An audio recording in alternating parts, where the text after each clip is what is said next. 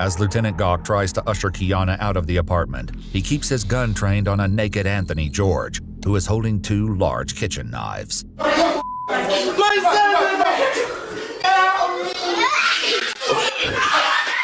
Anthony suddenly disappears from view, and when he re-emerges, he's holding 4-year-old Terrell Miller at knife point.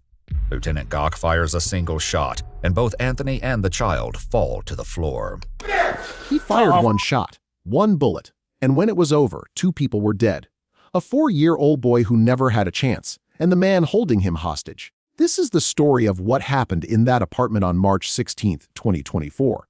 And the officer who has spent every day since wondering if he made the right call. The visual anchor for this case is not a gun, it's not a badge. It's a single bullet, suspended in time. That bullet would travel through a child's head before striking the man who used him as a shield. That's not just a tragedy. That's a paradox. Before we go deeper into what the evidence actually shows, make sure you're subscribed to Shadow Jury Archives. Because we don't just cover the story, we follow the facts. The call comes in around 11:30 at night. Let me see your hands! Let me see your hands! Get out! Get out! Get out! Get out! 911 calls about a domestic disturbance trigger a chaotic scenario where one split-second decision by police will result in a shocking tragedy. No! No! No! No! No! No! On March 16, 2024, police in Macomb, Illinois respond after residents at an apartment building report hearing screams from their neighbors.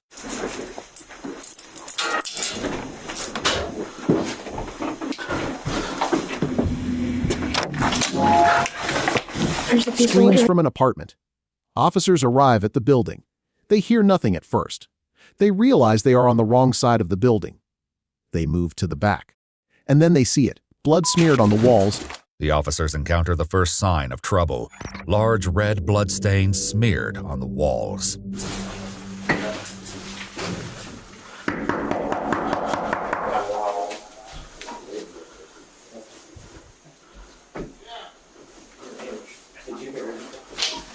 Macomb police, open the door. Huh? Macomb police, open the door. Waiting for a response, Lieutenant Gawk has no way of knowing that he's only seconds away from what will likely be the darkest moment of his career. Just as none of them know that the apartment is home to a third occupant, Kiana's 4-year-old son, Terrell Miller. Huh? Large, red, fresh. Lieutenant Nick Gawk and Officer Corey Cameron know they are stepping into something they can't fully see yet. Inside apartment 6, Anthony George has been drinking. He has been violent. He is holding 2 large kitchen knives. He is naked, and he has just finished cutting the woman he has been seeing, Kiana Miller. She will later describe him straddling her, holding a knife to her neck, demanding sex while she was bleeding. She tried to escape with her 4-year-old son, Terrell. He dragged them back inside. Lieutenant Gawk does not know any of this yet. He only knows that a woman is screaming for help inside the apartment. He only knows that someone is in danger. He only knows he has to move. He tries to usher Kiana out of the apartment. He keeps his gun trained on George. The suspect disappears from view, and then he reemerges. He is holding Terrell. The 4-year-old is at knife point. Gawk makes a decision. He fires a single shot. The bullet hits Terrell in the head. It passes through and strikes George. Both fall to the floor. The phrase that echoes through this moment is simple. 1 shot, 2 bodies, 1 mistake. The problem is, no one is entirely sure whose mistake it was.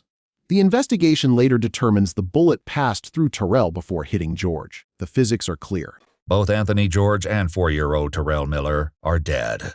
The investigation will later determine that the bullet hit Terrell in the head before passing through and striking George. Officer Cameron walks outside, her emotions welling up. Yeah.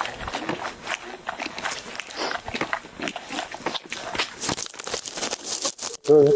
It happens. Okay. Go ahead. It's okay. Your car? Okay. I know. It's a part of the job. Put it on my coat. All right. You didn't. You over the ambulance, all right? That's it. All right? I don't know where to go. Okay, I'm sorry. I don't know where to go.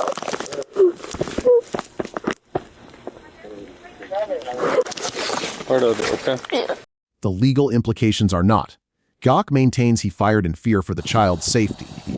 Lieutenant Gawk will later write that in the moment before taking the shot, he was in fear for the safety of the child, anyone else in the apartment, and himself. Listen. Hey, look at me. Look at me. Decisions were made that were out of your control, okay? You did what you did. I don't know what happened, okay? So I don't want to go into it. But listen, trust that you made the right call, okay? To protect you and yours. Okay? Don't question your judgment. Don't do that to yourself. And the department cleared him. But the mother, Kiana Miller, says the officer took her son. She filed a federal lawsuit. She accuses Lieutenant Gawk and the city of Macomb of violating Terrell's civil rights. She says the department investigated itself and found itself blameless. She says they signed off on the deadly force investigation that cleared Gawk of wrongdoing. She says the officer promised to take care of this, and he did. He signed off. He cleared himself. We're gonna take care of this. In a federal lawsuit filed against Lieutenant Gawk and the city of Macomb, Kiana Miller's lawyer said this officer fulfilled the promise of taking care of this by signing off on the deadly force investigation that later cleared Gawk of wrongdoing. To this day, Nick Gawk remains listed as a patrol lieutenant at the Macomb Police Department. Can cameras go off now? Yeah. Lieutenant Gawk and the city of Macomb have asked the court to dismiss Kiana's lawsuit. In a statement to the press, the Macomb Police Department chief said, "I don't think in any way, shape, or form anyone felt that the officer's intent was to go in there and hurt young Miller." After an unrelated incident, The irony is almost unbearable. A police department that investigates its own officers. A finding of no wrongdoing when a child is dead. A mother left to grieve while the man who fired the shot remains on the payroll. Lieutenant Gawk is still listed as a patrol lieutenant in Macomb. The city and Gawk have asked the court to dismiss the lawsuit. The chief said, quote, "I don't think in any way, shape, or form anyone felt that the officer's intent was to go in there and hurt young Miller. But intent is not the question. The question is this. If you walk into a room and fire a bullet that kills a child, does it matter why you were there? Does it matter that you were trying to save him? The ticking clock moment arrives when you realize the answer is yes and no. Yes, his intent matters. But no, it doesn't bring Terrell back. It doesn't change the fact that a 4-year-old boy is dead and the officer who shot him is still carrying a badge. The mother is in prison now. An unrelated aggravated battery charge. She is serving 30 months. Her son is gone, and the officer is still on duty. The unanswered question at the center of this story is one no one can fully resolve. If you take a life to save it, are you still a hero? Or are you simply a man with a gun who made a choice no one can undo? The lawsuit is ongoing. The court documents are public. Search the federal docket for the case against Lieutenant Nick Gawk and the city of Macomb. Read the pleadings. Read the deadly force investigation. Look at the timeline. And then ask yourself one question in the comments. If it was your child in that apartment, what would you expect the officer to do? If this story taught you something, then like, share, and subscribe to Shadow Jury Archives. Hit the notification bell so you don't miss the next deep dive. Because the evidence is always there. The question is whether you are willing to follow it.